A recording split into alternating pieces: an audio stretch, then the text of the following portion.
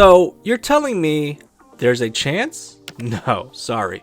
Just by simply submitting an offer on a home, that does not necessarily mean that your offer actually has a chance of winning, especially if you wrote that offer with very little intention on being competitive at all with the other buyers who are offering on that very same home in this hot real estate market. If there's multiple bidders and you already know this because your agent told you, but you refuse to put in a competitive offer price, more than likely your offer is dead on arrival. Okay, so then how do I go about writing a competitive offer so that I have a better chance at winning a home? Well, first, let me welcome you to my channel. My name is LOR VANG.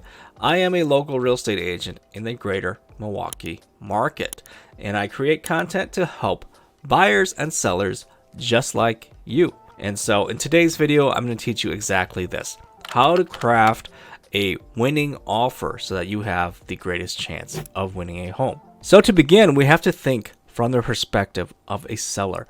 What is the ultimate goal of a seller when listing their home? And right away, what might come to mind for you is to get the highest sales price possible for the market conditions. And this answer is partially correct, but it is not the ultimate goal.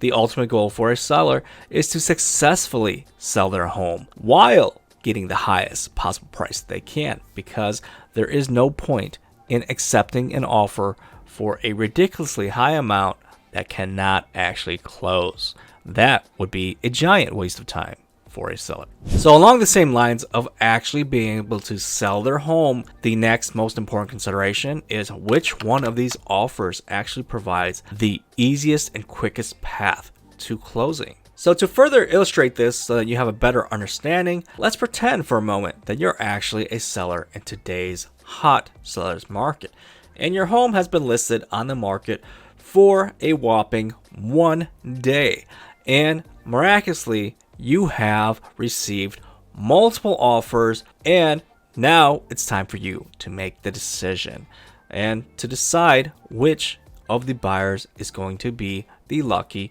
winner.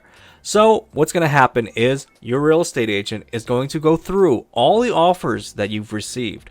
They're going to pull out all the important details, probably put them into a spreadsheet if they're smart, so that you can compare them all side by side so that you can easier digest the information and choose the winning buyer. So what's the first way that you're going to sort and filter through all the different offers? Well, if you think right away, by purchase price, of course. So now we're going to sort by purchase price, highest price to lowest price. Now we have a top 3 clearly defined. And so now you're going to look at all the other offers right here that didn't make the top 3. Sorry, guys. You guys are off the table. And so this is very important for you as a buyer to understand. The first thing that sellers look at when they're reviewing offers, the purchase price. If you did not make the cut, if your offer was not a competitive purchase price, you're immediately off the table. So let's assume that you did a good job. You came up with a competitive price offer, and you were lucky enough to make it to the top 3. So how did you come up with that competitive price offer? Well, you asked your real estate agent to run comps on recently sold similar homes in that neighborhood. So similar layout, similar style.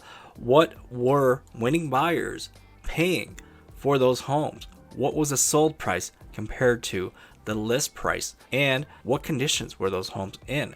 And so when you have all that data together, then you can come up with a competitive price that you know kind of, hey, I need to be somewhere around here to win this home, because that's what the previous buyers buying the same type of home in this neighborhood were doing. And so now you make it to the next round. What is the criteria in this round? Well, sellers will now focus on what type of funding is the buyer using to purchase my home. And so the order of preference that sellers like to see from buyers goes like this: cash, conventional loans, and then VA or FHA government-backed type of loans. And so why is cash at the top? Well, simply put, cash is king. Typically, all cash offers usually don't have any contingencies, meaning they can also close quick. So it's kind of the holy trinity: all cash, no contingencies, and quick close. And so if you're up against that, good luck, because you probably will not win. Any seller that has gotten a respectable offer all cash with those types of terms, they're going to take it. Let's assume for a little bit though that there are no cash offers on the table. Everybody is using a loan. Well, what's the next round or the next criteria to determine which buyer is going to win there? All right, so if there are no cash offers on the table, then the next order of importance that a seller looks at is what type of loan is the buyer using. And as I previously mentioned, buyers prefer conventional loan and then VA or FHA. And this is because VA and FHA are federally funded loans. They have additional inspections and appraisal requirements clauses that sellers just don't want to take the risk. And some things that they look out for are things like if the house has chipped paint, or outlets near water sources are not the GFCI type, or there's no handrails where they're needed. Well, these are additional risks that the seller or someone must repair in order to have the loan be able to close. And so sellers are just not open to taking any potential risk or delays in their home sale. And so that's why conventional is preferred over FHA or VA. All right, so let's assume we are in the top two and they are both using conventional loans. So now what is the next criteria that this seller is looking for? And so the next item of order now is to compare the earnest money deposit amounts. So essentially, which buyer has more skin in the game, more money up at risk? And to the seller, whoever provides more earnest money deposit looks like the more serious buyer. Another possible factor that sellers will look at is how much down payment percentage is the buyer putting down. And so typically sellers will prefer buyers who are showing that they're going to put a larger down payment amount down, because whether it's right or wrong, sellers like to assume that the buyers who are more financially sound have more down payment to put down on a home, and so they should be a more reliable buyer for the sale of their home. So some other important factors that sellers might consider when reviewing buyers' offers are: who is the lender that the buyer is using? What is their reputation like? Has the agent or the buyer done business with them before? Can they close on time? What is the closing date of the offer? How quickly can the buyer close? Is the buyer asking the seller for any closing credits?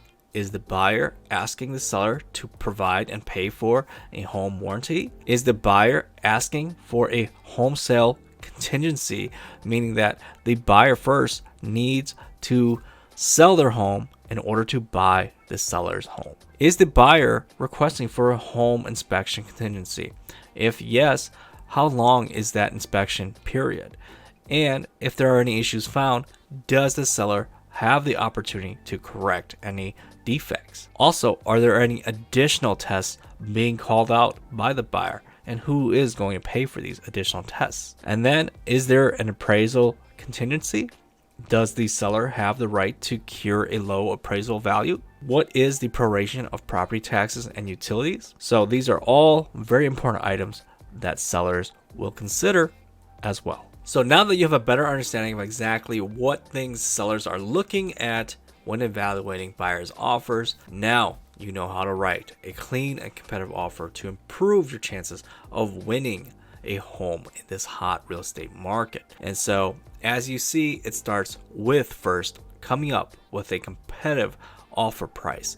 And so if you just simply submit an offer and think that, hey, you have a chance, you know that in reality, you really don't have a chance unless you are very intentional on coming up with a competitive price so that you make it to the top three. And as you realize, if you're not in that top three conversation, then your offer is basically a non-starter for the seller because you do not pass the first round criteria. So For these reasons, it is extremely important to use an agent who is the local market expert, and they can help you narrow down a price where you need to be competitive in today's current market conditions, rather than simply working with an agent who just simply tells you, hey, yeah, just add X dollars on top of list price every time without a rhyme or reason behind it. Because as you can see, there is definitely a strategy and an art to crafting a competitive offer, and you need to understand what sellers are looking for as well to meet their needs. If you have any questions or comments about this topic, please drop them below. If you're in the greater Milwaukee market and you need an agent who is the market expert, who has a pulse on the market to help you buy or sell a home, hey, reach out to me. Let's see how I can help you with your real estate needs. And so if you found value in this video, I appreciate you for watching it. And I would really like it if you hit the like button so that it shares the algorithm with other viewers that might get value out of it as well. And consider subscribing so that you can be alerted for future videos just like this one. So thank you again so much for watching. Happy house hunting, and I will see you in the next video.